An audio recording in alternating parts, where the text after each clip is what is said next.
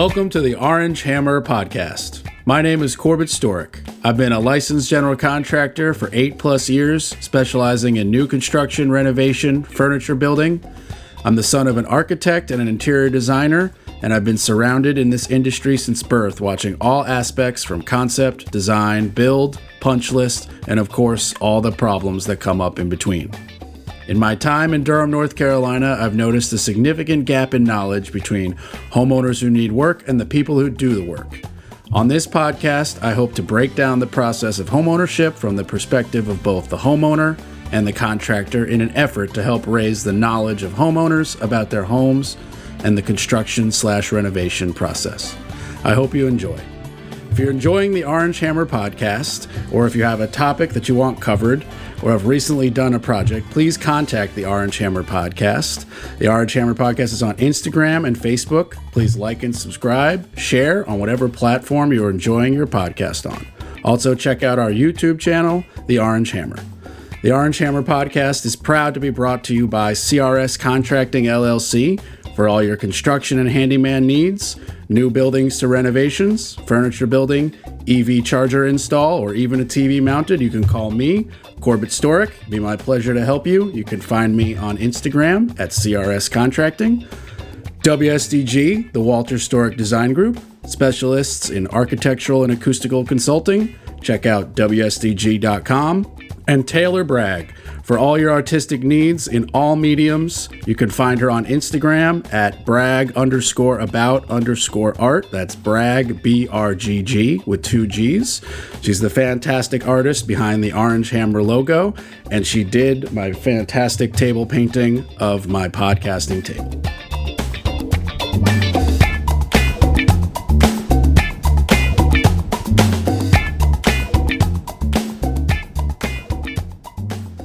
Guest today, back for a second time, my good friend and business partner, Jeremy Stollings. Jeremy, how you doing? Doing good. Doing good. How you doing? I'm doing very well, man. I appreciate you coming back. I know at the end of our first episode together, we immediately started talking about your new home build and realized that it needed its own episode.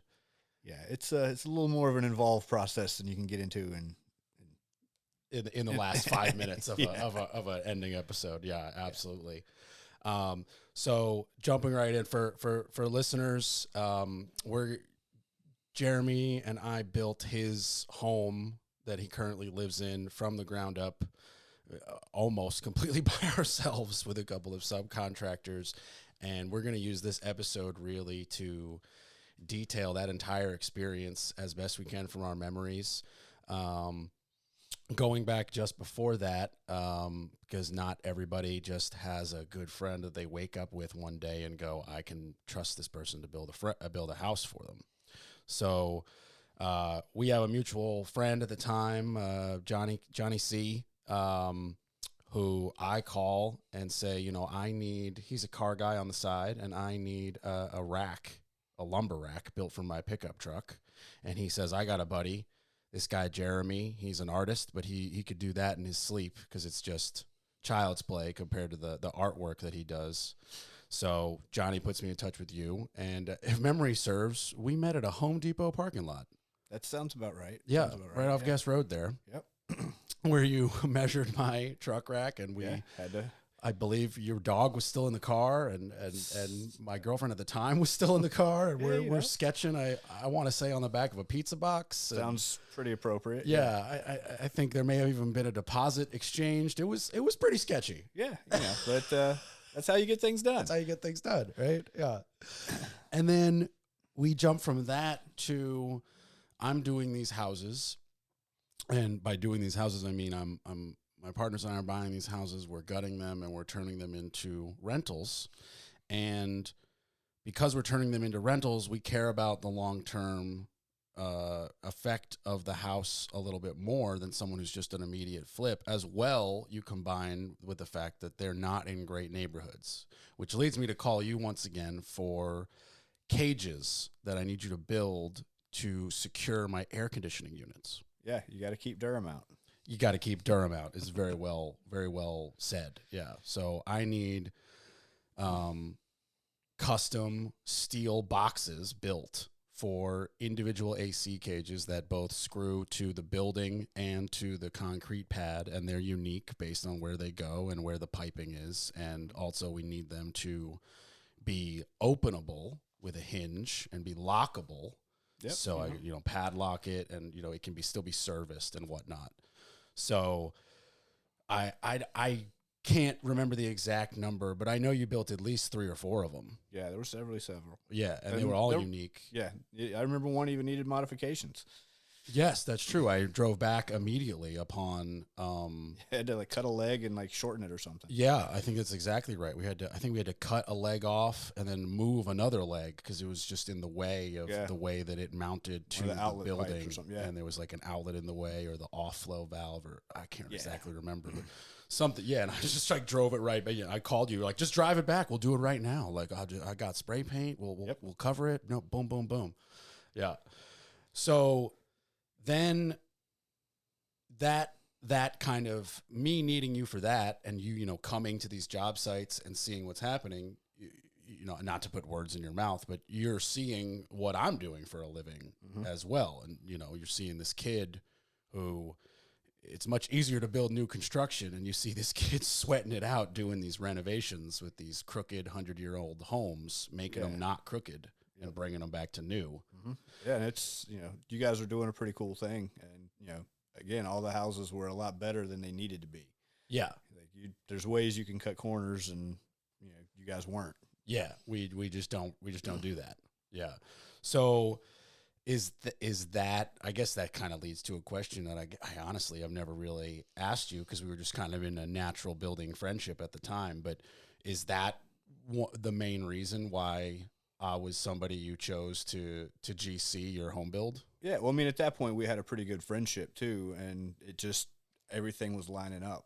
This whole property in the build was an alignment of a whole lot of different stars that had to come together. Yeah, there were a lot of points at which it could have completely fallen apart with very little input.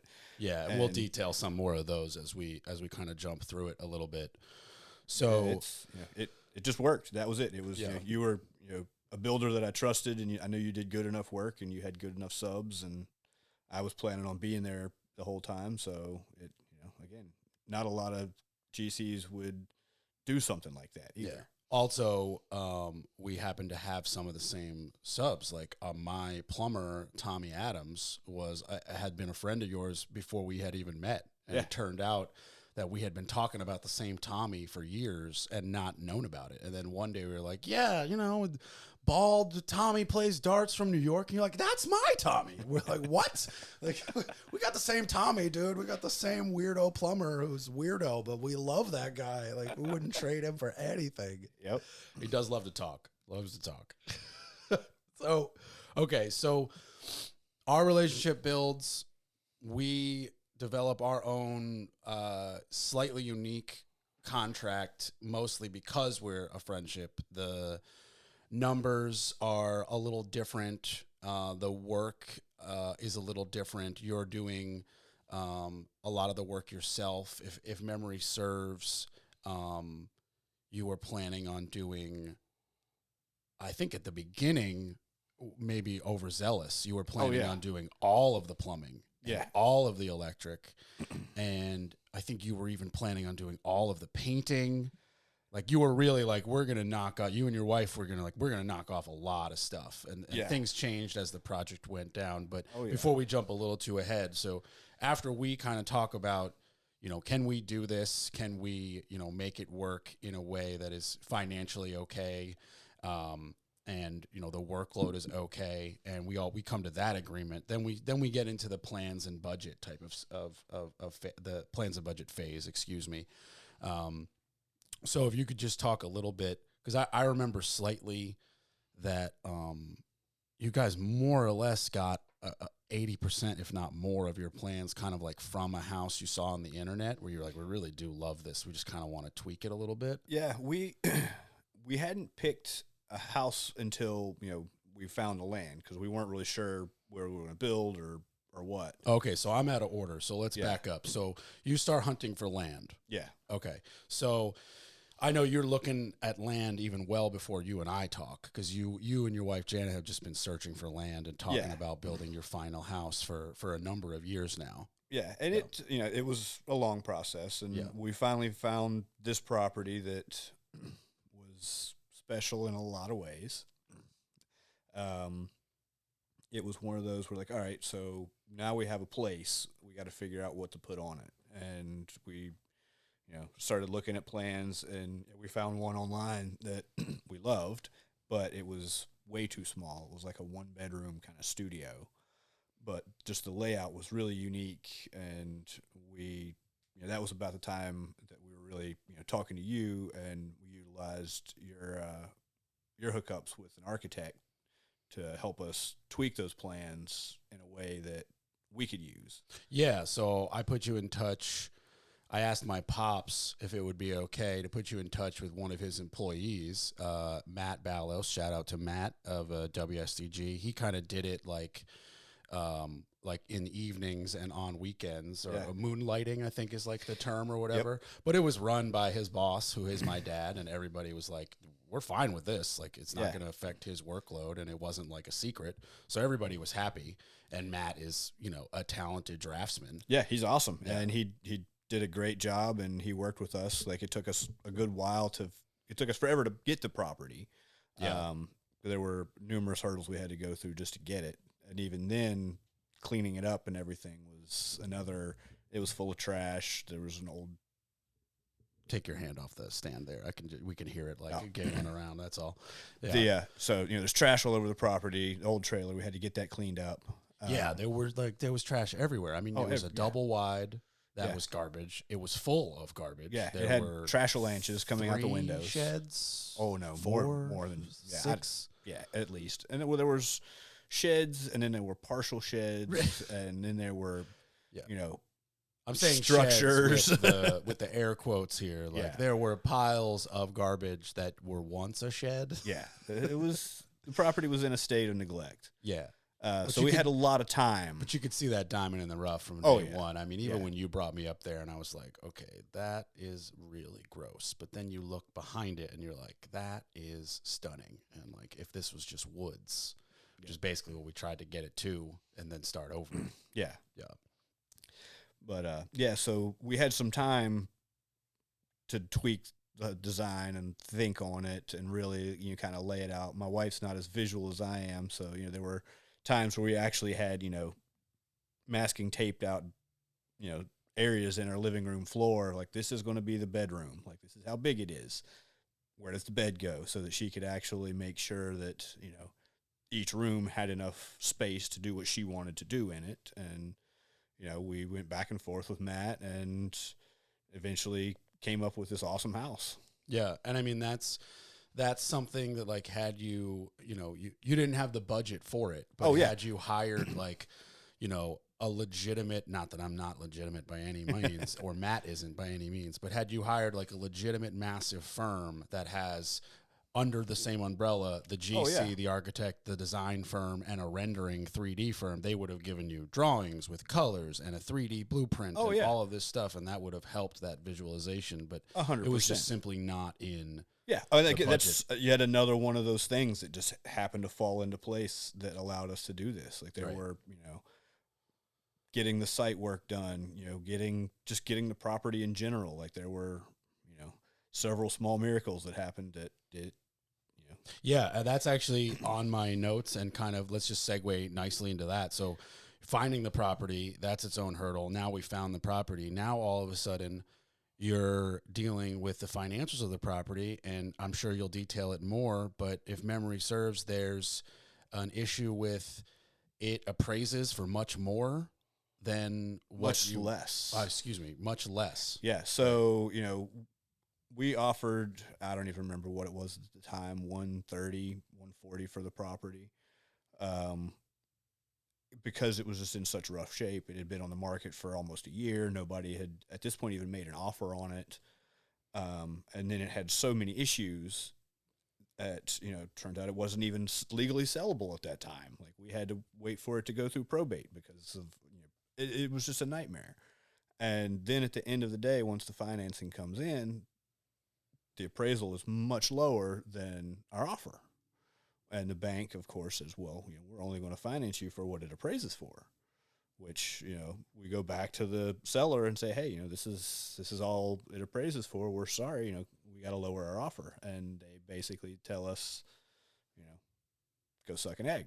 Yeah, because if you're the seller and you have a property listed for 140 and you get an offer for 130, it's almost, hey, not my problem if your bank doesn't want to give us what that appraiser said. Like it wasn't in this case, but hypothetically there could have been 6 other buyers from out of state who have cash who want that land. Yeah, and had that been the case, they would have had more bargaining power. Right. But as luckily it was for you, there was no one else interested. Yeah. Well, luckily or not, we still wound up having to pay it because they were firm and we were in love with the property. And at that point, I'd been mowing the grass on it for an entire summer because I didn't want it to get any more derelict. Right. And so some people are listening to us and going, wait a minute. So the land gets appraised for less, so you pay less. That's good. But in reality, it hurts you because the bank is giving you a loan. Yeah. So the bank only paid us for what it appraised for. We had to come up for that difference out of pocket. Yeah. Which was another $30-some thousand at that point. Right. Which segues into another point that is on our list of ways that this could have just fallen apart, and also just like how stars just align. You are, I think you're going to move into your dad's basement. We had talked about, we had talked about moving into their house briefly. Because the plan to get that $30K difference is to sell your current home. Yeah. Because there's no other money. Yeah. That's, right. We had some budgeted aside for, starting to build the house, but not that much. Right. So now this whole great plan of we can live in this house that we detailed on the last episode and build this house 12 minutes away while I work and you work and whatever. And okay. Yep. Now all of a sudden we're homeless because we need the money that's in our current house. Yep. So I think you texted me this one day, or maybe it was a phone call. I can't remember. And I think as a blunt New Yorker, I think I just said, dude, you're going to get divorced. This is a terrible idea. Like that's a terrible move. Like the stress of building a home is known to be a huge stressor on couples.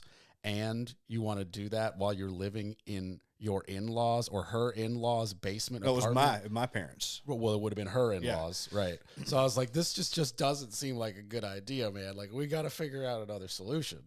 Yep. And somehow your brother's babysitter had an Airstream that they were trying to get rid of. Stars aligning. My brother and sister-in-law's babysitter, yes, you are correct. Her and her husband, they lived in an RV, an Airstream from the 70s that they bought that was a piece POS, and they gutted and made into basically like an Etsy catalog. Yeah, it was a very shishy little stunning little pad. Yeah. Yeah. And they, I was like, I had been wanting something like that for a long time, just in my personal life. And I was like, okay, well, let's go take a look at it. And the short version of the story is I buy it, I give it to you, and your rent, in air quotes, is I get to store it on your land for free because I don't have any land at the time. And you did, a couple $1,000s worth of fix, renovation, upkeep things, like the new water heater. The hot water heater, which, on-demand hot water was really clutch living in that thing in the wintertime. Yeah, and you kept it nice and kept it clean and kept it stored, and, this is 3+ years ago now. I have a place to store it, and it's come back into my possession. But for a lot of years, I needed that thing taken care of, and you said it well. The stars really did just align. Like, everything just kept happening. It worked out. Yeah, so now all of a sudden, you're gonna you take all your stuff out of your house, you sell your house, put it in your shop. Yep. Right now you're living with you, the wife, and the dog. Let's not forget Taya, gorgeous pup. In my Airstream that you've got we call it a quote unquote construction trailer because you're not really allowed to like live in a trailer on the land while you live in a house. Yeah, Kind of. There was some questionable. Even the inspectors were like, well, let's just don't tell anybody you're living here. Yeah, they could really tell by like the fire pit and the grill. Like, bro, are you living down there? Like, no. No, is this your dog? No, yeah, maybe. Yeah. So, again, you said it perfectly. So the stars have aligned. Okay, so now we could fast forward just a hair, and you and I'm pretty sure we went to the Wooden Nickel in Hillsboro where we signed basically a handshake agreement that we just happened to put on paper. Yeah. And then we walked after a burger to the permit office where you told me this is your first and last visit to the permit office because apparently my New Yorkness and quickness was not going well with the 111-year-old ladies who work in the Orange County Hillsboro desk. They like a slow, laid back way. I don't. Yeah, I want it done yesterday. Yeah. Okay, so now we're building. Well, now we've got permits. We've got permits. All right. So we got some temp power. That's relatively straightforward. Yep. The only difference is kind of the division of labor. You know, if this was my house for a complete stranger, I'm dealing with the power company. But this is your house for your life. So you've called the power company. You've opened an account that is going to stay in your name. And there's no reason for me to open it and pay a bill that I'm then going to give to you for you to pay me. We're just skipping some steps. Yeah. So we get some temp power. There's existing well. So we kind of have water, and now we're ready to stake and talk about our foundation. Yep. Right. Okay. So Matt, as we said, shout out once again, nothing but positive for Matt Ballos. He does a great set of plans, the shop drawings, as we call them. Yep. And we get, I believe, 2 or maybe it was 3 quotes. We end up going with Joe Platt. Yep. Yeah. So Joe. Joe. I mean, I still use Joe. I like Joe. He's a great guy. Good people. Yeah. He's beyond good people. He doesn't do a lot of the work. He's more of a general contractor in the sense that he's got the team to do the work. He has the grunt guys to finish concrete and the bricklayers, and he has all the accounts for brick and concrete and all that and steel. But he doesn't really do the work, and I feel like that led to some of the issues. That, and they also weren't really used to doing more intricate custom houses too. Right. This was not my house is a very unique layout. This is not cookie cutter by any means. Yeah. So first off, we do hire Joe as well to do a lot of the clearing. Yeah. Right. Yeah. So actually, the most of the hauling, I actually got a guy to come in, and the trailers and the RVs and stuff that were there. He had a big excavator that he came in and crushed it up and hauled it off. Oh, right. Joe's guys kind of came in, My and mistake. they did the actual site work for prepping the new foundation. And, Right. You know, and then some of the garbage haul off as well. That was an ongoing process for several years. Yeah. And they didn't do like a perfect, smooth, let's start over, flat, like, part where your house was going to go. And that also we'll later on discuss why that comes back, because that led to a little bit of an issue, especially with like some framing members that we ran into with height problems. Yep. So Joe comes in, he starts digging for footers, and I think I'm pretty sure almost inspection 1 we have an issue. We meet Joe up there. Joe's late, and the footers aren't wide enough. I think they're not square. Yeah, there's definitely it was like kind of pulling teeth from the get go.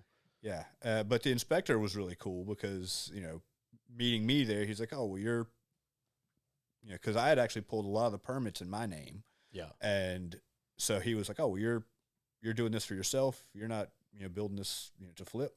You're going to be living here. I was like, yeah. He's like, oh, well, I know you're going to get it right then. So, I'm not going to sit here and fail you and make you redo it. You sit here with them until they get it right, and then we'll call it done. And I, of course, was like, yes, sir, please. Yeah, which is actually accurate. Yeah.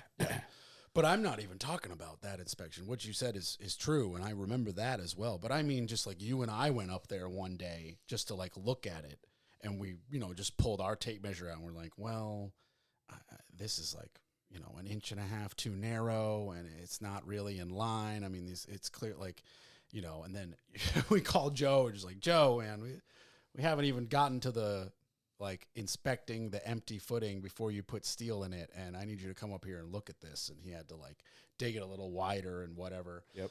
But which wound up with the footers being bigger than they absolutely needed to be. But yeah, in my case, I wasn't too upset by that extra expense because I'm a fan of overbuilding anyway, especially when it comes to the foundation. Yeah, especially with Carolina clay. Yeah. Which I don't think, in retrospect, we probably should have kept digging a little deeper to really get below that clay. But that's just there's no below that clay there. Well, you'll get below it eventually. Dug the root cellar's like 10 feet deep, 12 feet deep, and we were still solid clay. Okay, so let's also talk about that. Your house, you said, is a unique house, and it starts right at the bottom of our foundation, where you're one of the few people I've ever met that have a legitimate root cellar. Yeah. Why don't you, for listeners, detail what a root cellar is? So it's a place below grade. So, it stays at a stable temperature because, the earth acts as a natural insulator. It's,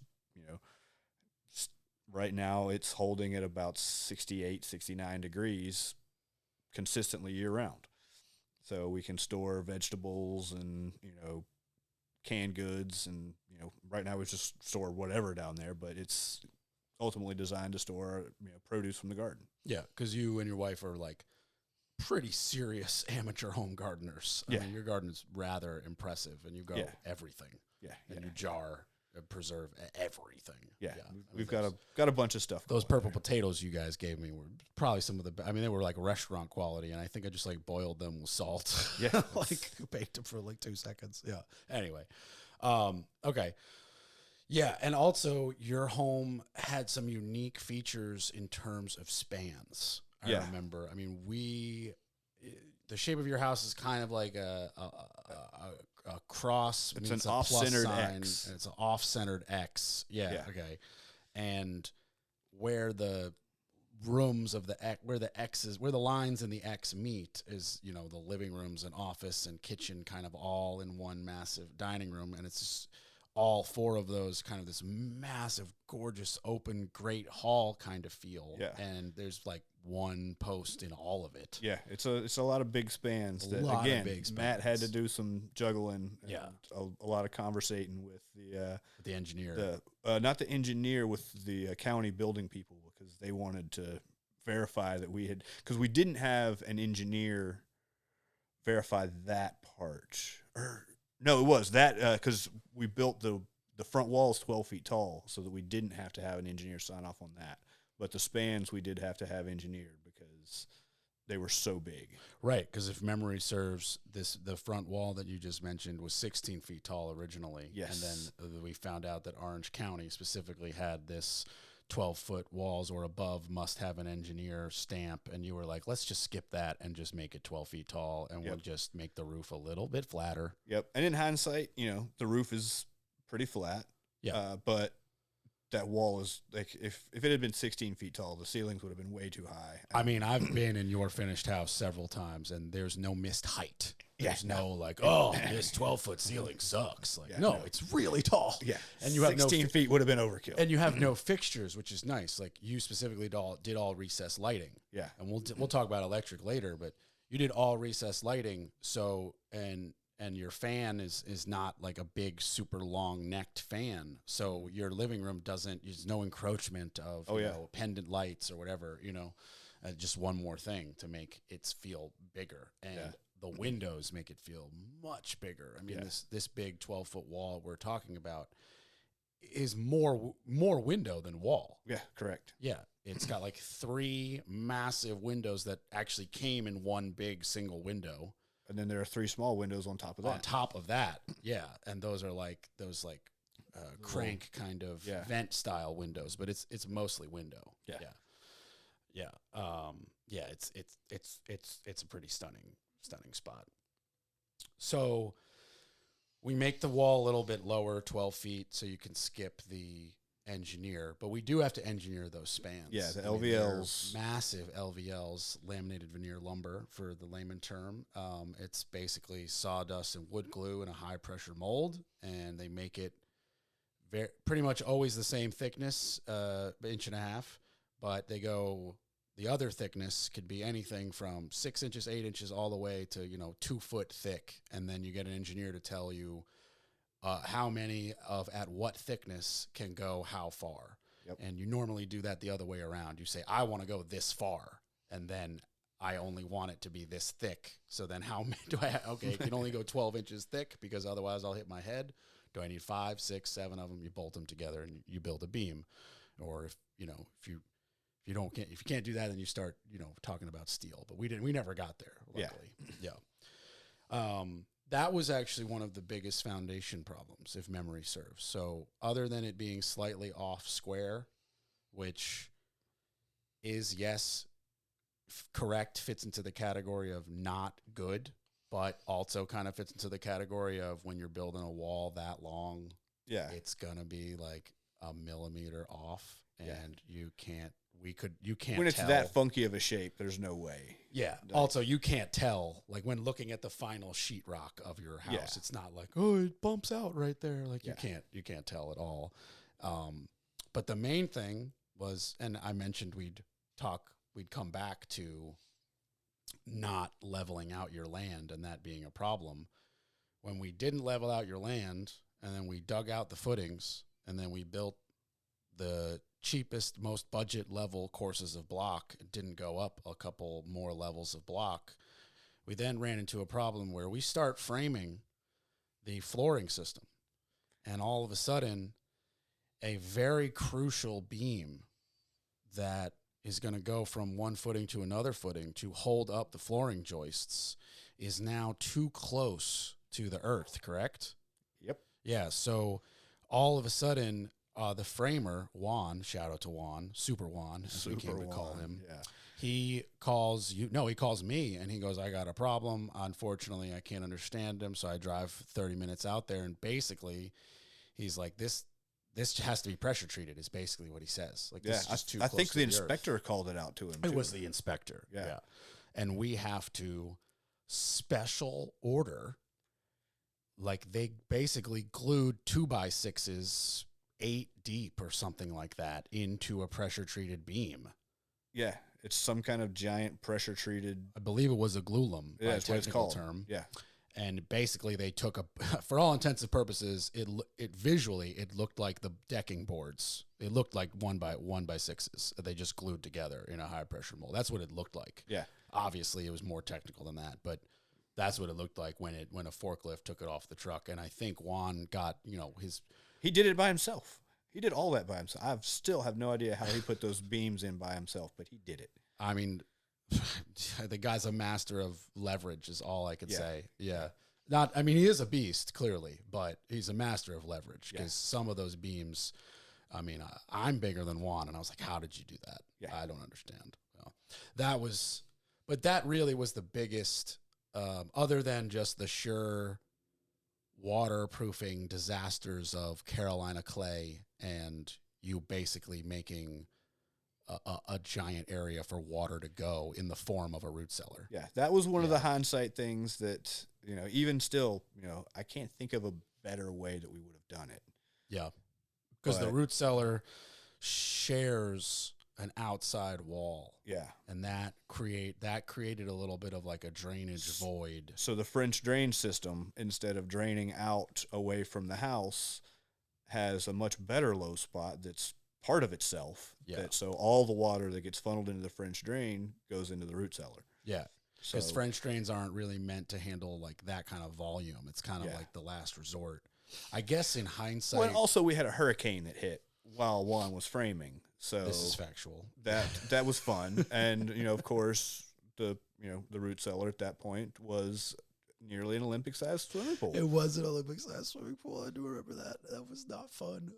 Your text and picture. I think you sent me a picture of like you with a sump pump, just like, I am not having a good day right now. like don't even come up here. Like, we need to go get pizza or something. Yeah. So framing goes actually pretty well. If memory serves, really the only problems were just lack of material. Yeah. You And know? again, that was one of those things that just worked out well, because originally Juan was planning on being there with a crew of guys and knocking it out in a weekend. Right, because We kept having material issues, and he was just like, you know what, I'm just going to do it by myself. And he literally did. He came and did it by himself. Yeah, he did. His little boy would come and help hammer in, joist hangers and stuff. Yeah, and and his kind of wife watch. would hold up like the edges of plywood once in a while. Yeah, when she'd she bring him would lunch, I think, to make sure he was still alive and hadn't fallen off a ladder. But yeah, he did it all by himself, and it just worked out because, we kept underestimating the lumber, or we would get a bad shipment and we'd have a bunch of, non-usable stuff. And it just, he was able to keep himself occupied and busy. Yeah. And I guess I should also, like, for listeners, I'm sure there's at least a few people who are like, what are you talking about? How did you not have the right amount of lumber? So when you're doing a house like this, you take the drawing package after it's been approved by your governing body, your county, whatever, and you get your building permit. Everything's cool. You then take the drawing package and you give it to somebody to do what's called a quantity takeoff. Now, usually that person is the framer. Now, I don't have a memory of why Juan wasn't able to just look at the plans and give us a number. Maybe he didn't want to. Maybe he wasn't capable. he came in. He was. There might have just been a little bit of a language barrier. For all we know, he could Well, have no, done it was because the first framer that we had went with backed out at the last second. See, this and is why we're doing this together. So Juan came in and saved the day. Super Juan actually did come in and save the day and did a better job for less money. These are all facts. But I actually forgot. Yeah, the last framer, I guess, was maybe he was gonna. Oh no, the last framer was gonna do it, and he said, I do my quantity takeoffs by sending the plans to Talbert's Building Supply. Shout out Talbert's Building Supply. We're only doing positive shout outs. I love Talbert's Building Supply, specifically Melissa O'Neill now. She's been pretty much my supply, rep there. And if you're in the Triangle and you need anything, you should go to Talbert's and you should call Melissa O'Neill, because she really is great and she'll help you out. So we go to give the plans to Talbert's, and Talbert's is like, yeah, no problem. But it's, $300+ and we're 8 weeks behind, or there's 8 weeks worth of quantity takeoffs in front of you. Yeah. To which you and I just go, no, like, we can't wait. We decide we're not doing that. And then, if memory serves, you take the plans and go, well, okay, you do 1, 2, 3, 4, 5, 6, 7, 8, right? And you start making a list. And we just did the best we could. Yeah. And, we thought we needed X amount, and we got X minus 40. We were just short everything. Yeah. And there's still a debate as to whether or not Juan was eating 2x4s for lunch. Something had to fuel that man. Super Juan, who eats nothing but tacos and 2x4s. Yeah. It's true. Yeah. I mean, I got to say, the tacos that his wife were bringing him for lunch did look absolutely delicious. Again, since we were living there on site, she brought us lunch a couple times too. His whole family's awesome. I love Juan. No, and that it was the most unique thing. It was one of the cleanest job sites I've ever been on too, because his kids would come at the end of the day with his wife to pick him up, and they would all run around. We gave him a clear garbage site at really close. I mean, we did everything we could also to really help.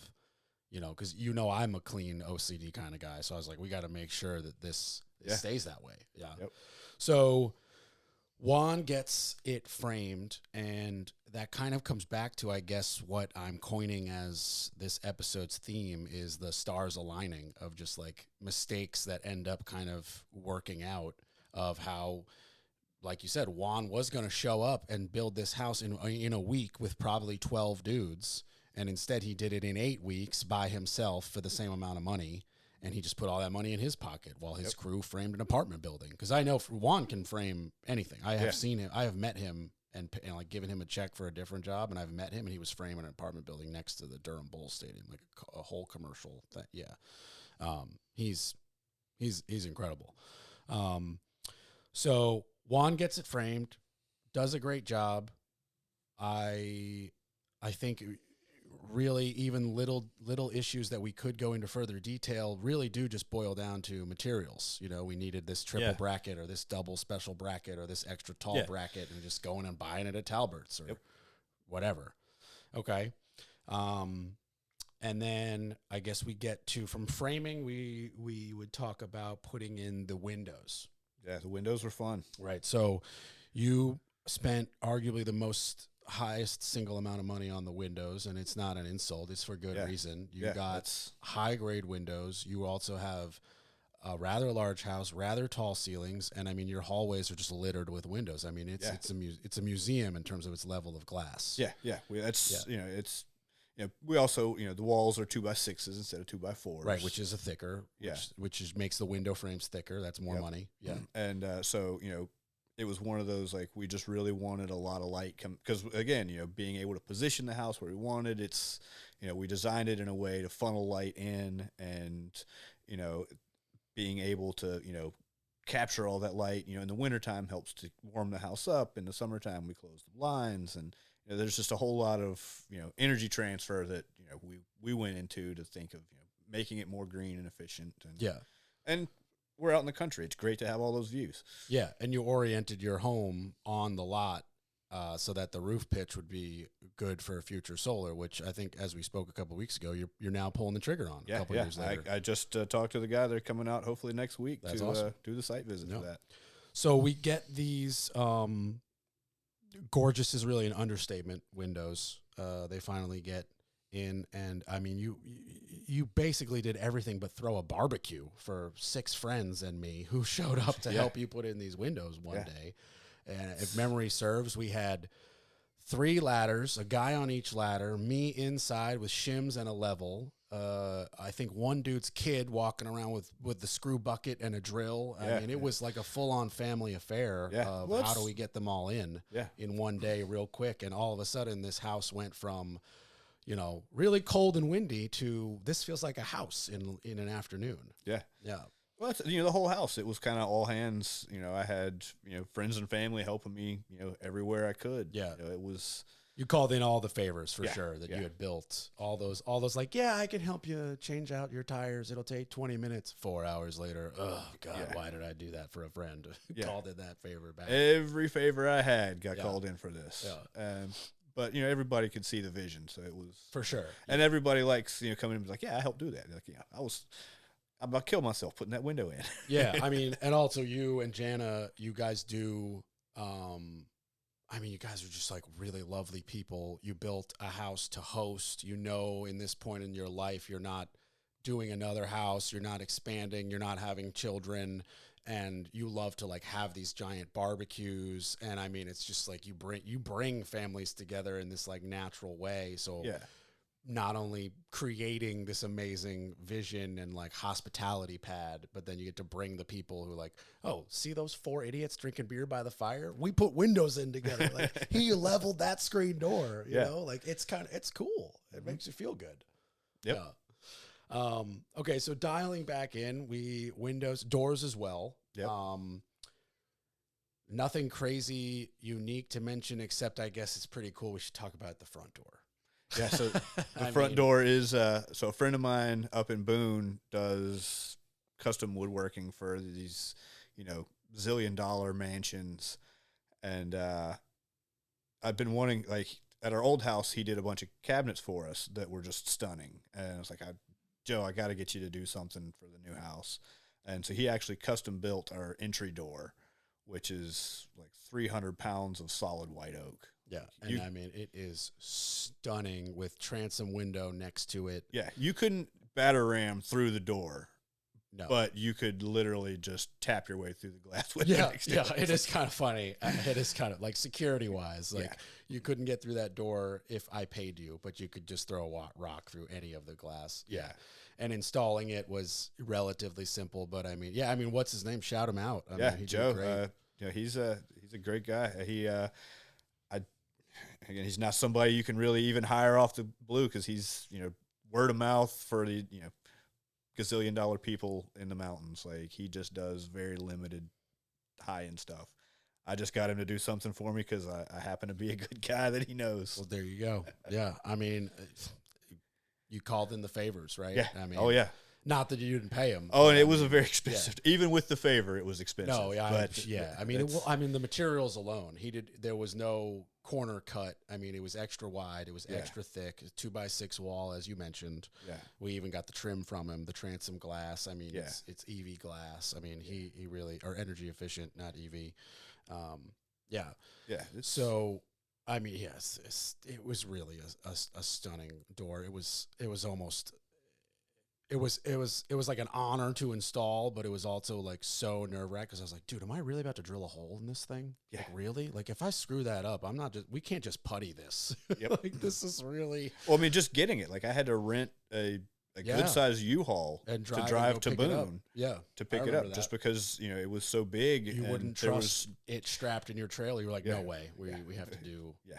It's got to be in a structure secure from the wind and the elements. Yeah. So after that, I guess we talk about the roofing.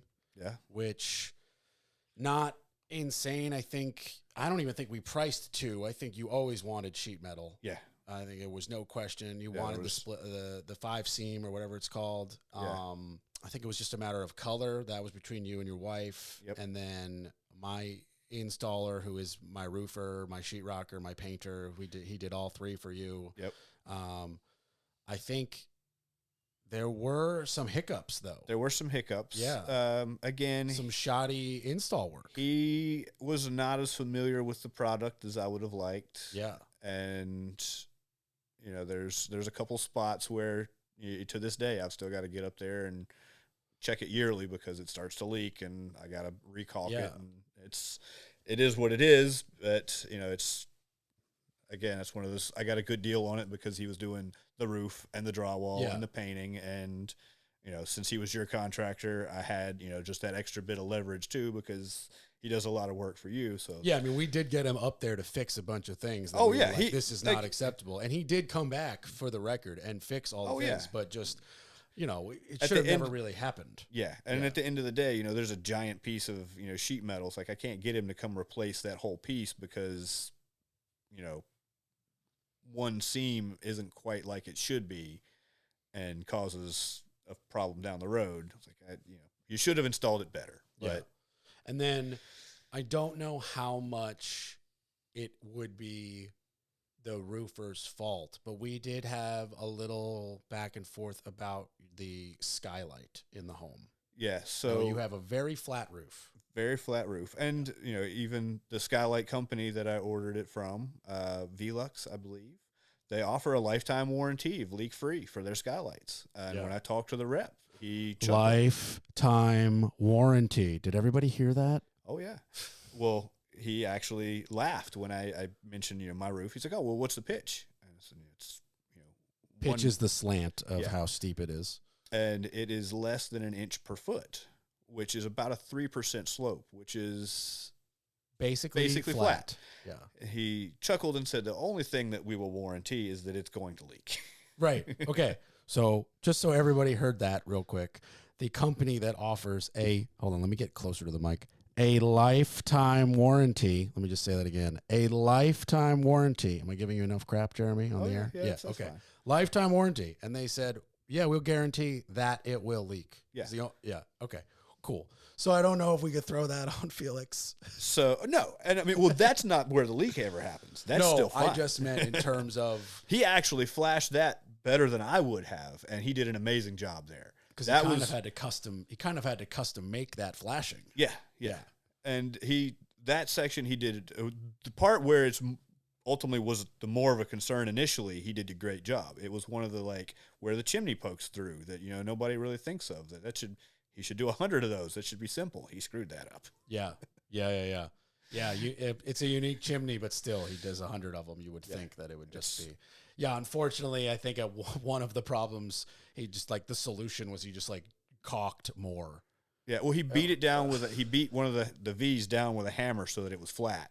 Which then stressed the roof, and then he just caulked over that. I was like, dude, Felix, you're killing me, man. Why? You're killing me, man.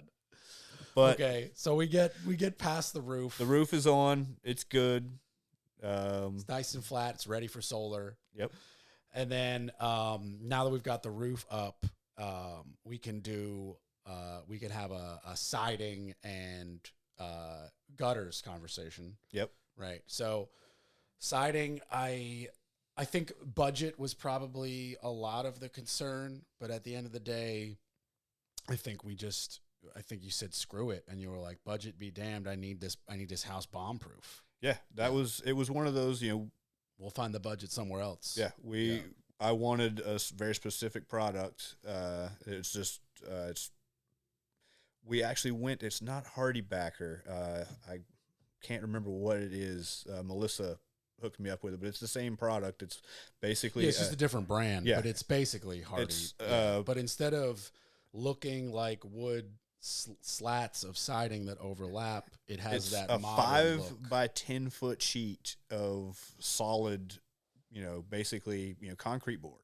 Yeah. And they go up with little channels in between them. So once it's up, it looks more like a poured slab wall than especially since we painted ours gray. Yeah. It looks very much like a poured slab wall as opposed to, you know, regular siding. But since it's concrete-ish, once it's painted, it's, you know, it's never going to rot. It's never really going to deteriorate. Yeah, I mean, the channels are aluminum, so they can't rot or rust. And they also have a protective painted coating before you painted it, right? Then you've got a fiber cement product, which is sealed from the elements from the manufacturer. So unlike a regular cement board in a tile shower that only becomes bomb-proof with the addition of waterproofer, you don't actually need it. It comes already embedded in that. The attachment for the channels is a stainless steel screw, so that can't rot. Yeah. And then Ray, the siding guy, put a couple of finish nails every couple of feet through the product. I actually got him stainless steel finish nails. And you for got that him too. Stainless steel. Now, even though I'm going to detail it, and this is not a negative shout out, the manufacturer does not say to do that. Yeah, they say that it is not required. And Ray was like, "I do this all the time. I'm telling you, you want a couple of these extra nails to stop a little bit of warp, a little bit of wiggle. Yep, especially because we actually don't want that air channel because we use spray foam on the inside for our insulation. And so you stainless steel this, stainless steel that, blah, blah, blah. And then you get Felix out there with a spray gun and paint, which most people don't know how much paint is protecting stuff. People don't realize, they think it's just color, but there is a tremendous amount of protective qualities in paint. Oh, yeah. Yeah. Like, especially for exterior. I mean, that's. Yeah. But I mean, like, yeah, especially for exterior, but like the same deck in the exact same, like two houses facing the same way, same deck, built the same way, same time, whatever. One without paint, one with paint. It could be 10 extra years. Oh, yeah. Of before you start rotting. Yeah. So it's a hardy plank like.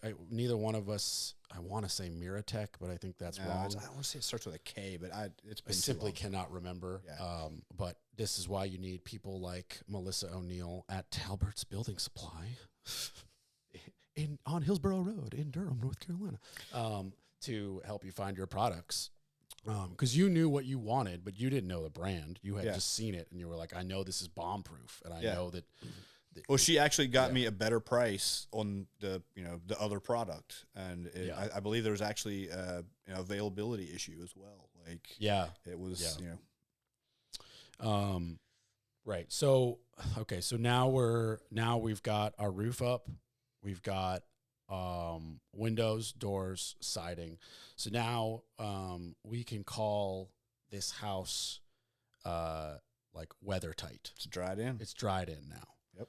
So now we can talk about the guts. Yep. Yeah. Okay. So this is where you bit off more than you could chew. Yeah, it's, trying to work and live and build a house at the same time is a lot. Yeah. And I think also there was just like it's a lot more. You didn't necessarily have all the knowledge you thought. Like when it especially in the plumbing specifically. I feel like in the electrical department you actually did do a better than an above average job, I would say. Yeah. I mean, the plumbing, like I had the knowledge, but it was one of those at the time. Once I started talking to Tommy, it's like, you and I laid out the initial drain line, and they changed it when they came in and doing it. But it just came down to, sometimes it is best to pay a professional to do their job. Yeah. And so technically you get a permit as a homeowner. I don't get a permit because as a GC, because from a technical standpoint, you needed to get the permit because you told the county you were going to do all your own electric and all your own plumbing. Mm-hmm. Now, you didn't end up doing all your own plumbing because we actually did hire Tommy, but we didn't have to hire Tommy's partner because Tommy didn't have to pull his own permit because at the end of the day, I sat there with the inspector and they looked at it and said, you said you did it. Yeah. Yeah. So Tommy, I accepted responsibility for it. So Tommy gave you a really good friends and family discount because he got to save a permit fee. Yep. He didn't have to cut in his partner that they do jobs separately. So it's not like I'm blowing up Tommy's spot or anything, but he was like, yeah, I can knock this out for a different fee than if I had to run this through my partner, and we've got all these fees and whatever, and like that's legit. And he just did the rough end too. Yes. He just came in and did the prep basically. Yeah. So for those who don't know what that means,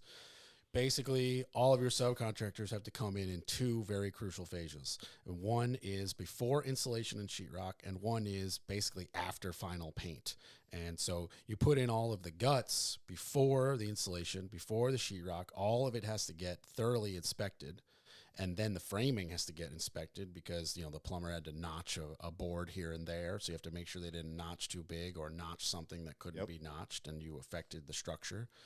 And then the plumber comes back and that pipe he put in the wall is stubbed out of the wall, and now he hooks up the sink or drops in the toilet or hooks up the control for the shower. You did all of that. Yeah. Tommy never sat back and foot in that house except when there was one issue that we'll get into later. Yeah. And even then he didn't come in and help. He came in after I figured it out. That's okay. Well, we'll get there. Right. So plumbing, you and I start laying out. We immediately go, we need Tom. You call Tom.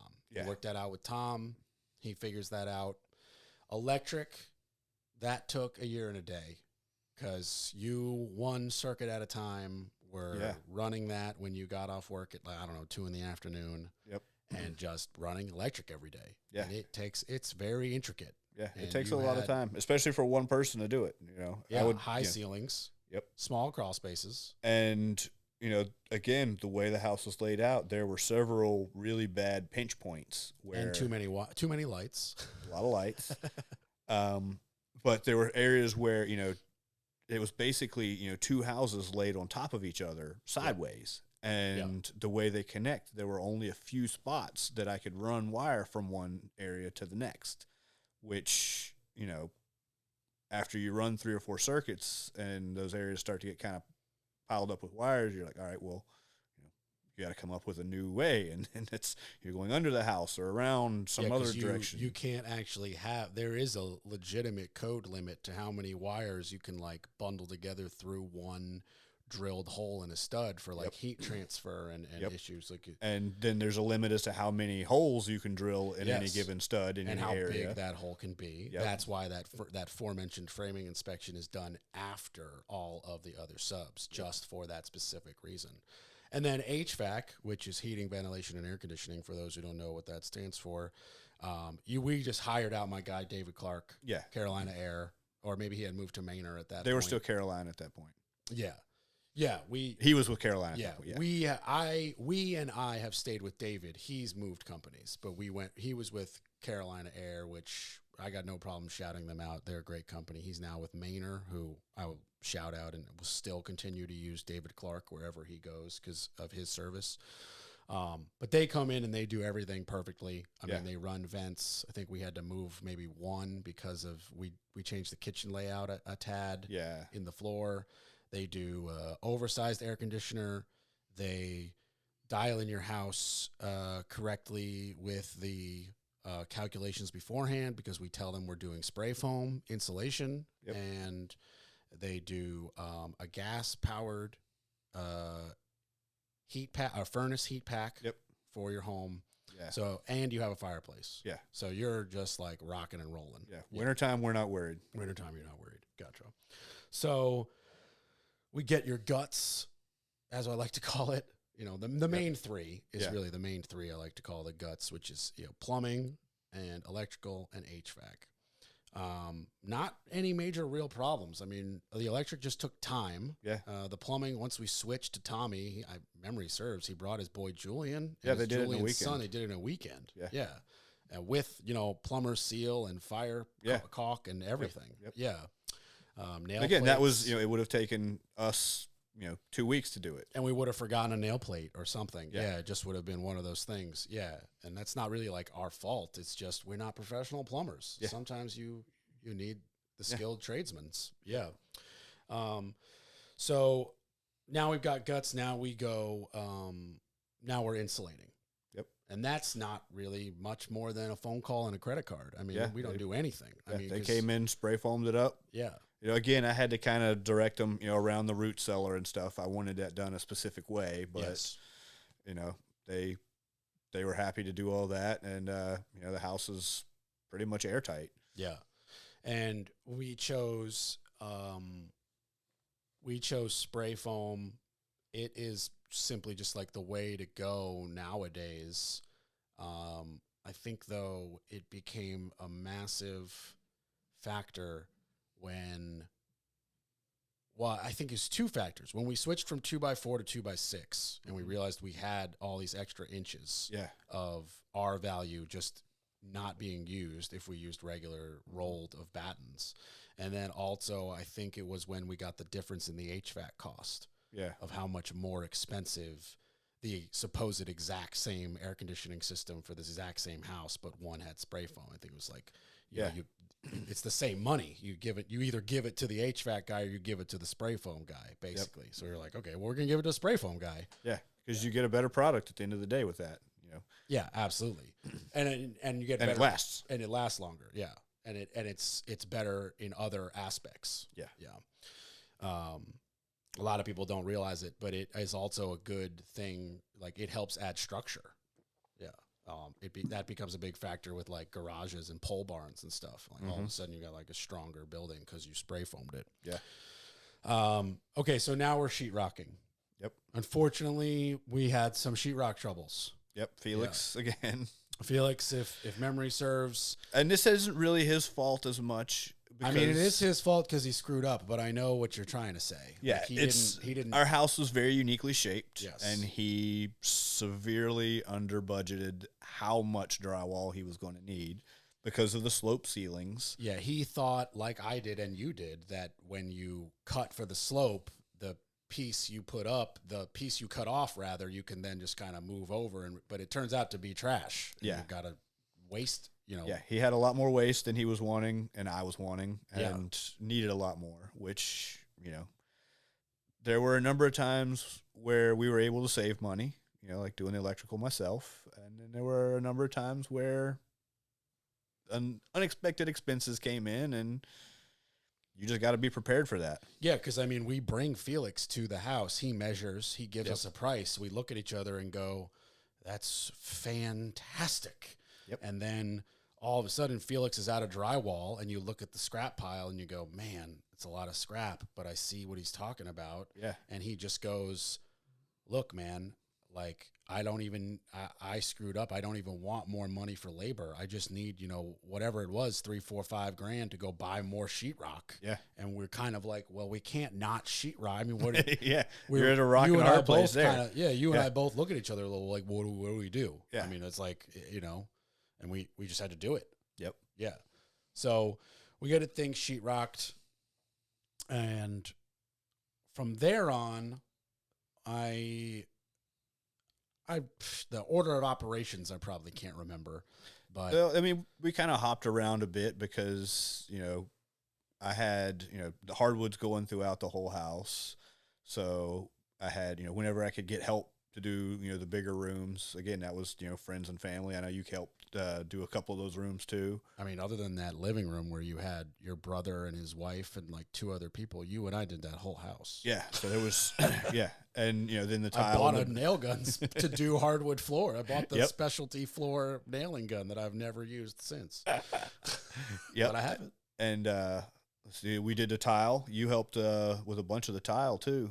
Yeah, so I was your cut man to tile your entire master shower and your master bath floor, and I helped you with the... Yeah, we did a bunch of the grout, too. We did the grout together, and I think we did the kitchen tile, but you and Jana did the guest bath together. I didn't do that one. Yeah, that sounds... Yeah. And then we did all of the interior doors. Mm-hmm. You and I did those together. Yep. We did all of the interior trim install, like all the baseboard. You and I did that together. Baseboard, the windows, all you would that. have your wife like painting the baseboard, like the full 20-foot sticks, and then we'd chop them and tack them up so that you just had to like do a little touch-up paint and a little caulk. And then we did the back room vinyl floor. Yep. For the laundry room. Yep. We didn't build your decks. We had Juan the framer build your decks. Yep. Front and back. Yeah. And then we did like half the work on your screened porch. There, yeah. Something like that. Yeah. I mean, he built it and screened it. We did the railings and then the detail work. And then your wife's uncle did the hog wire panels, like the final touch. Yep. Yeah. Yeah. It's kind of definitely a conglomeration of everybody coming in there. Yeah. One, I do remember some unique things that I don't think I've even done to this day. That big 12-foot wall we talked about on the outside of it, we did not do siding. That has we put cedar on trim. it. Yep. So it's like an accent wall on the outside of your house. Yeah, because we did cedar trim on the outside of all the windows. Yeah, so it kind of matches that. And then on the outside of the screen-in porch, too. Yes. And then I'd love to just detail your kitchen island, which is a true combo of both of you and my talents together, of you being basically what I call a master welder. I know you're like, I'm not that good, but... Yeah, so weld. I built a framework for this island. So it's got a couple of cabinets, and then there's this metal frame that backs up to it. And, right. So it's just because nobody knows what your house looks like. If you're standing at the stove and you pull a 180, and now you're at this kitchen island, but that where your knees now face is 3 cabinets that match the kitchen. We had them bought from the manufacturer. We installed them. They're screwed together. And it's then one big giant open room. Yeah. That has, and on top of those cabinets and the frame that I built, it's like 8 by. Well, before you get there, you built the frame that you built is not that's cool. Yeah, it's very like it's a custom welded. Like I actually, while I was putting it together, it only has one leg. Yeah. And then it's screwed to a post that holds up the LVLs of the house, and then it's attached to the cabinet. I mean, it is a unique... Yeah, and it actually warped while I was welding it together because I got it too hot in one spot, and I had to drive a very large vehicle over it to try and get and it didn't bend. It actually held the vehicle up. It was just barely enough to get the bend out. So then we get that guy... screwed to the floor. We had to hardwood first, then screw it down over the hardwood, pre-drilled nice into the subfloor, then attached to the post to the right there, then screwed into the back of the cabinets, which, if memory serves, made us have to move 2 outlets. It's definitely probable. Yeah, so it became a whole thing. Yeah, you know, yeah. it was. I mean, I'm so proud of it. That's Yeah. why I'm so excited talking about it. And then And then the top. Go and then ahead. the top. Yeah. Sorry. So we went to your lumber guy down in Pittsburgh. Yeah, so the connections, I don't know. My brother knows this guy. I don't even really know the connection, but Mr. Charles, who has his own sawmill. Yeah. Down in New Hill. I needed some cedar pieces to accent the bathroom sink. Yes. And so we went down there, and I was looking for some pieces for other stuff. And he had this, it was basically a giant poplar tree that he had just cut into slabs. Yeah. And he had the whole tree like stacked up there. Yeah. And they were probably, ladies and gentlemen, they were between 12 and 18 inches wide. No, it was more like 18 and 22 inches Okay, wide. 18 and 22. So these are extremely wide planks, and they were, 12 foot long. Yeah, thereabouts. Something And, like that. 3 inches thick. 3 inches. I mean, these are burly, like not what you see on the shelf at Home Depot. This is before it gets milled down, like right when you take a log and slice it into slivers, then you process it down to what you see at Home Depot. This was that. And at the first. time, they had live edges still on them. Yeah. So it was literally an entire tree that was a very large, you couldn't fit your arms around this tree. Oh yeah, it was a big boy. And it was sliced into like 5 pieces. Yeah. So you take those and we chopped them to length, and then I think maybe we ran them through a table saw. Or then you also brought them to a third party and got them planed. Yeah, I took them to Fitch Lumber in Carborough. Yep. They have a whole setup, and I had them plane them out smooth and true up the edges, and then a bunch of pocket holes and glue and clamps, and we had to assemble it there in place because it was so big. And give me as much to your memory overall dimensions. It is When we're done. I It's want 9 by 6. No, it is closer to 10 by 8. It's something. It's like like 10 that. by 8. 10 yeah. by. I mean, Yeah, it's ladies and giant. gentlemen. I mean, you. First of all, you really have to hunt to find the seams. It's hard to find the seams. It Finished looks with epoxy. Yeah. And it looks like he found a 20-foot wide tree. Yeah. Like it is truly, it's just, I mean, I'm just a woodworking, loser. I love woodworking and I love lumber. And, I look at that and I think about the living tree. I know the hippie in me, so lame. And then I think about like you and I having barbecue there, so it's like the full circle of all life and humanity, like in this one thing that we actually got to build with our hands. Well, that's why we did. It's so big, and again, this is one of the designs of the house. That's like a centerpiece. So it's like you can come in the back door. There's this big double door that comes from the garden, and you can just pile all this, armloads of veggies onto this table and process them down the table into the kitchen, into the freezer, or into the root cellar, or wherever it's. We've put a lot of thought into the the processes that we're going to be doing as we're living here, and that But everybody should do what you just said, but not everybody also does that and makes it a piece of artwork that centers around. Like you could just as easily have bought a crappy piece of Formica for a third the price and no work, I might add. Yeah. You could have had 4 legs and it not be a unique metal base that you sculpted from. That's what I'm saying. Like you took the thought and the time to have the thought to be like, okay, functionality is our priority. And then you went, cool. Functionality, we checked that box. Now let's make this thing freaking awesome. Yeah. Well, and that's the whole house. We wanted it to be very functional. Yeah. I mean, again, if it didn't have these giant windows, you'd be able to heat it with a candle because the walls are so thick. It's so insulated. Everything is like, it's so efficient. It's but true. It's You did cross like ships in the night of like, well, we want very efficient, extra thick walls with spray foam and the modern everything. Okay, now let's cut 11,000 holes in it. Yeah. And make it very inefficient. But the whole house is a piece of art. At the end of the day, it was, something that my wife and I can both just look at. And like, we thought of every single aspect to it. It's your baby. And like the vanities in the bathrooms. Every vanity is different, and I made them all.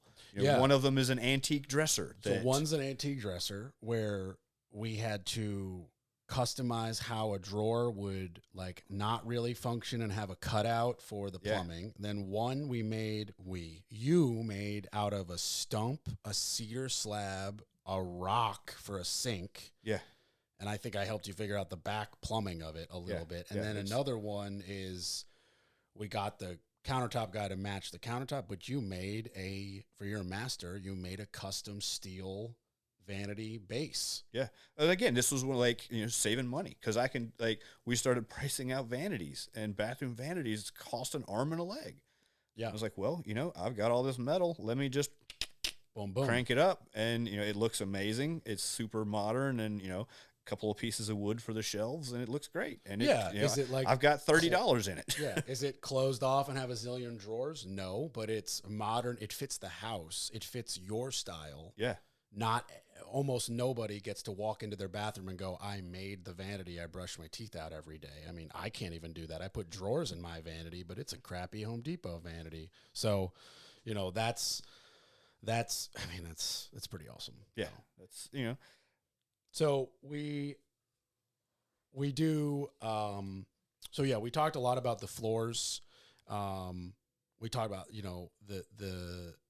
some of the big, unique pieces that kind of ties in with like the punch list stuff that you and I were doing towards the end of like, we got the doors in, but we had to wait for final paint before we put in, the doorknobs and, the little pulls for the kitchen drawers and the doors and stuff like that. Yeah, there's a million little details that have to be done. Yeah, there's a zillion of them that we call punch list. Yeah.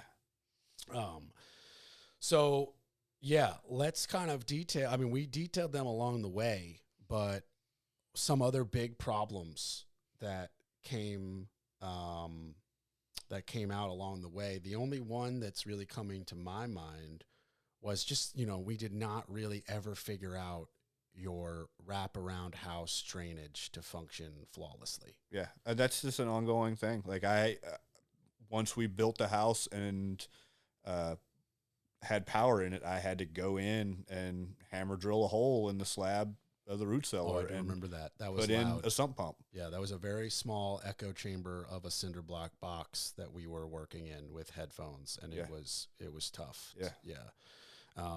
And I think we know what the solution is, and I believe the solution it is budget related. We didn't have the money to add courses of block to the foundation, which would have added dirt to the slope, to the negative slope. That wouldn't have really done it, though, because it's the way the house is shaped. It's got those funny angles that are at the top of the hill that are always going to catch water. Even, So you mean like the inside of those X points? Yeah. So really what we needed to do was draw a foundation drain that is a circle around like the tips of those points instead of having it be really the only thing that we could have done to prevent would be to not have the root cellar share an exterior wall. So if the root cellar was just in the center of the house. Yeah. Yeah.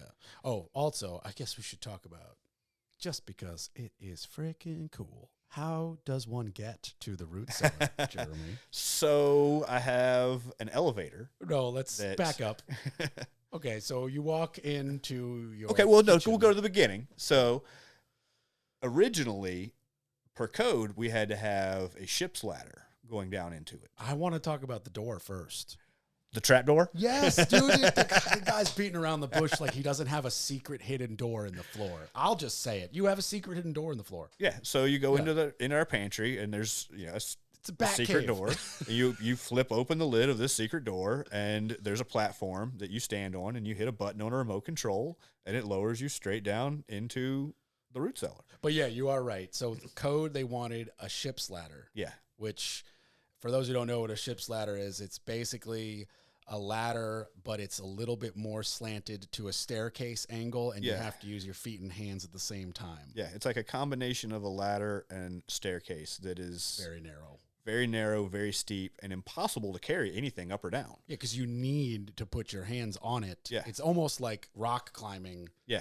Yeah. And so, for the purpose of a root cellar, it's completely pointless, impractical. Like you can't carry like a jar down, much less a box of jars. So, and again, for the design, the root cellar is actually a mechanical room. Right. Like on the plans, we Yes. couldn't call it a root cellar. Yeah. And we did that mostly because Orange County just kind of didn't really know what to do. They were like, Well, we don't really. It was also egress. For a mechanical room, technically any room in a house, you have to have 2 points of egress. And egress is just like how you get out in a fire. It's like Yeah. emergency exits. Your bedroom, you don't think you have 2, but your window counts. Yeah, you've got to have a big enough window. Yeah.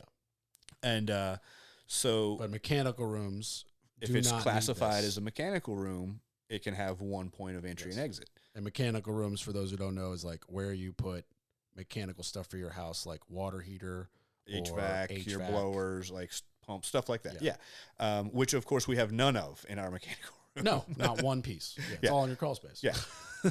But, it's, so that we could get away, because they originally wanted me to have, one of those slanted, like, exterior doors like you see in the Kansas, like, the tornado. Where you can get to it from outside. Yeah, like in Twister with the 2 metal. Yeah. Thing. Yeah. I just didn't want one of those popping out into our courtyard area and taking up a bunch of space. In your particular case, that would have popped out. That would have been the definition of an eyesore in a stunning backyard garden. Yeah. So that would have just been, And I didn't want to have, like, it's having that. It's like a source of water and bugs getting in, and it's just more. It was just another security risk. All the things. Yeah. And so, to satisfy the inspectors, it had a ship's ladder, and then as soon as we got our final, Rip that out. ripped it out, and I installed the elevator, which is so the elevator is technically, if memory serves, it is a above car for high ceilinged garage lawnmower storage platform. It's a garage lift. It's a garage lift. It's designed to pull your riding lawnmower up onto it, and then it lifts it up to the ceiling so that you can park your car under it. Yeah, but you use it as a person lift. Yeah, I mean, it's rated for 1,600 pounds. I mean, if it's rated for a mower, it should handle you and your wife and your dog and a couple of jars of apples. And I did a bunch of research on the safety features. And, I mean, in a worst-case scenario, it's got 2 motors. If one of them were to fail, it could tilt you off and you could fall off. But even still, you're only going to fall 6 feet. I was going to say, this is not very tall. Yeah, it is. And, it would suck, but, supposedly it has safety features built in to prevent that. Yeah. So it's, at the end of the day, it's pretty cool. It gets us up and down out of there. We can, I can load up the little, platform with as many boxes of veggies and whatever I can and drop them down. Yeah. Or stand on it and bring them up all at once. Yeah. Yeah. So, yeah. Okay. But so that's I mean, there's unfortunately the only way to fix that issue would be and even still, I don't know if it would have kept the French drains from draining into it, but I don't know that it would have kept water from getting into it. Yeah, because groundwater finds a way. Yeah. When, especially hurricanes in North Carolina. Yeah. So at the end of the day, we've got a sump pump in there. One of these days down the road, I'm going to put in a backup sump pump in case one goes out during a hurricane so that it doesn't flood. But that's, there's really nothing you can do about that. Yeah. Except, put in a backup. Yeah. And so there's like, it's almost like 2 categories. It's like, did it happen because like we screwed up? No, it happened because we planned it this way. But by the way, until you plan it and build it, you don't know that fails. Yeah. Like it's not one of those things where it's like, well, in hindsight, I would have yes, in hindsight, everybody can Monday morning quarterback. So the saying goes, but this is legitimately one of those things where you cannot know it until you build it and see it fail and then go, oh shit, well, I guess on the next one, not that you're building another dream house for you and your wife to retire in. That's it. It's for me, I got to live and learn, Yeah. which was another reason why I was so eager to do this with you was, I was building houses that were, much harder in terms of the difficulty rating of the house I built for you, but still never built a new construction from the ground up, never had to tear a house down and start over. So this was a learning experience for me, just like it was for you. And I jumped at that chance to try to increase my knowledge. And I'd love to lastly, which I think we've done a great job, detailing this build. But I'd lastly love, you've been there 3.5 years, or even a little bit more. You've hosted a couple of big barbecues. We call them pig days. Can't wait for the next one, by the way. You've now built a place for some firewood, for your garbage cans. You have a shed with your welding equipment. You have a big shed for your beautiful tractor. Your garden is flourishing. You know, you've turned a house into a home, as the saying goes. Yeah. So 3.5 years is enough time where I both feel comfortable asking you, but I'm also actually want to know the answer. What would you change? I mean, honestly, about the house itself, like, there's really nothing major that I would change. Really? So you don't Like, walk, this is so hypothetical, I'm not like picking a specific thing. You don't walk and go, man, this bathroom should be 1 foot left, or this closet's too big, or No. I wish we had 2 of these, or whatever. I mean, every once in a while we joke that, you know, it'd be nice to have the master bedroom a little bigger so we could get a king size bed. But really?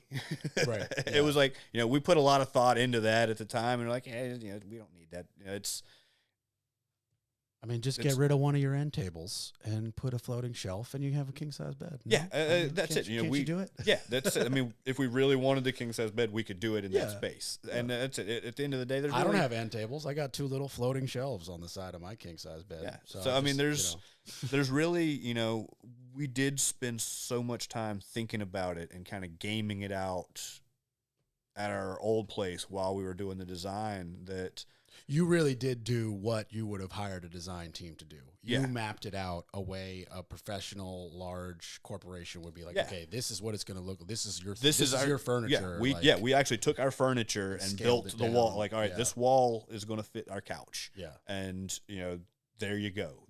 That's what we want. And, you know, so we had enough space, and, you know, again, we wanted to keep the house symmetrical because of the way it looked. So, you know, and then trying to keep it, you know, again, Matt was really good about, you know, the design of making sure that, like, we were maximizing our materials, you know, using whole sheets of, you know, plywood, you know, 4x8 plywood, as opposed to having, like, you know, little strips that are, so there was a lot of kind of like, Making spans Yeah. 16 feet because we know 16 foot is a length of lumber. Like if you make Yeah. them 15, you got to buy that same 16, and it's a foot cutoff times 500. Yeah. Yeah. So Things there was like a that. lot of, like, just kind of figuring out, like, and so anytime we wanted to make it a little bigger, there was a whole, like, all right, so a cascade effect of what else are we doing? Right. So it, you know, again, at the end of the day, like, I'm really happy with how it turned out. Even the kitchen fridge.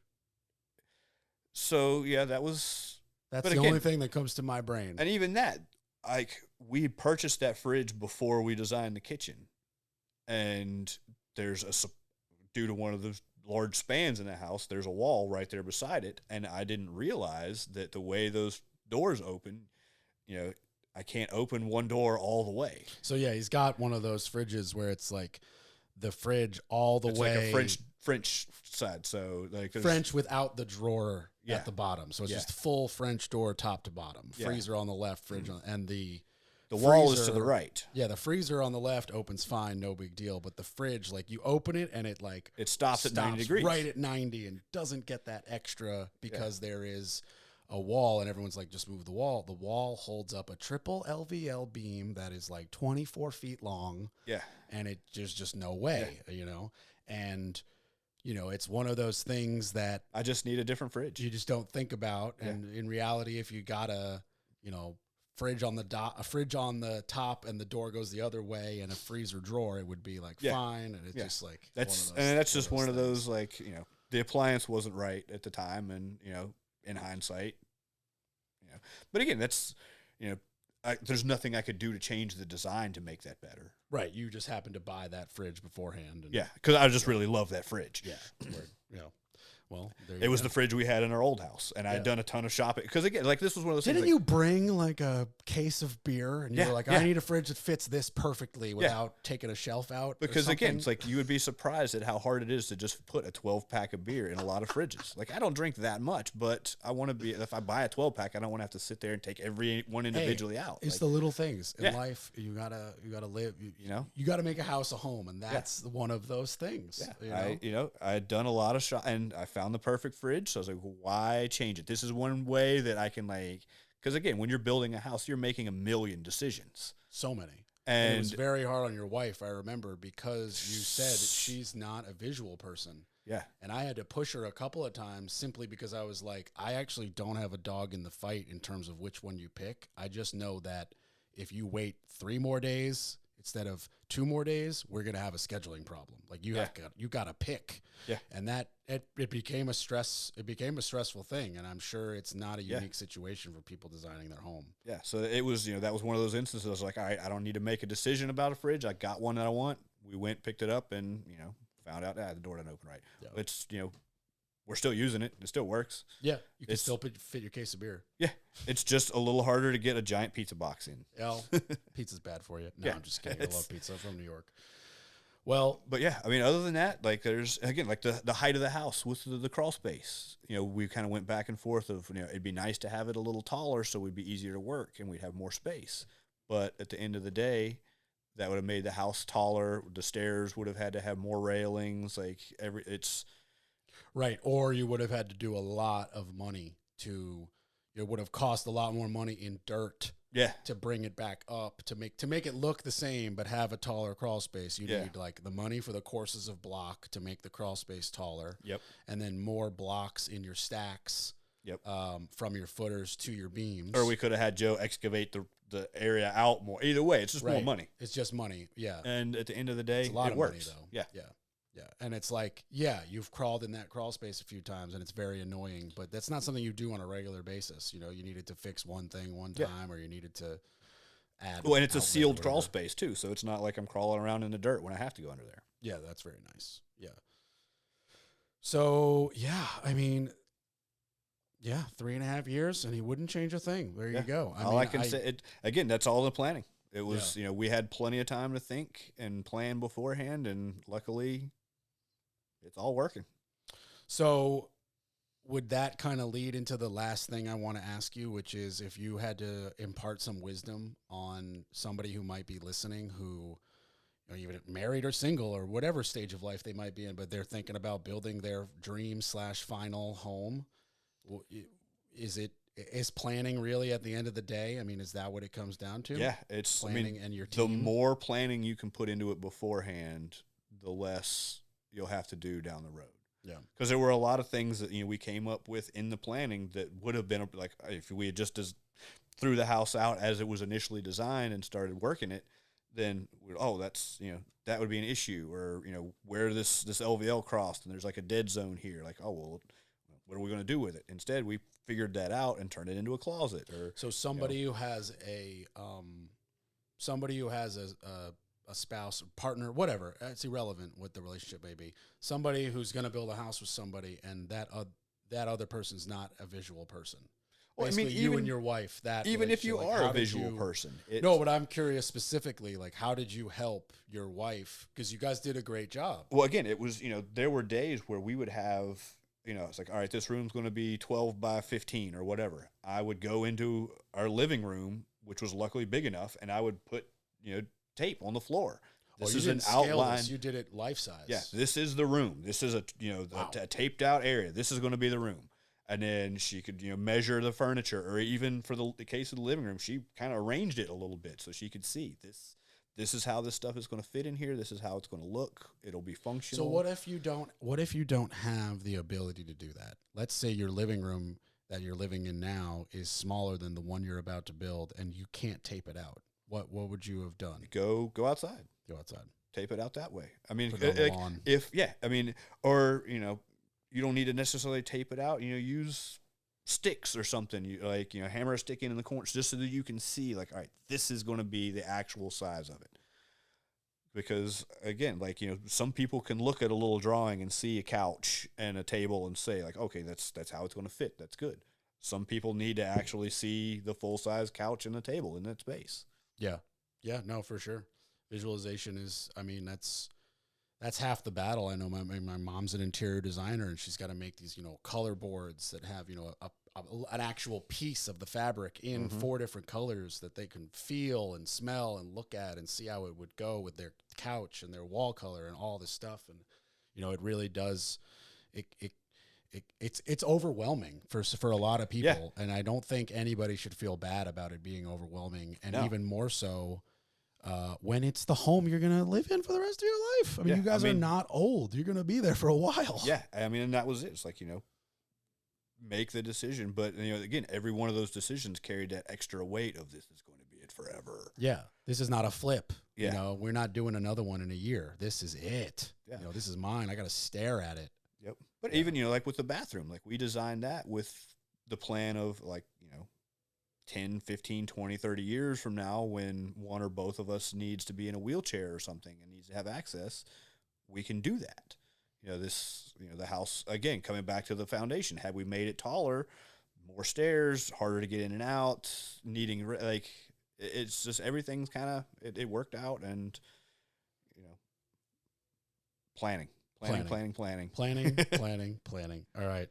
Everybody, we're going to leave you with planning.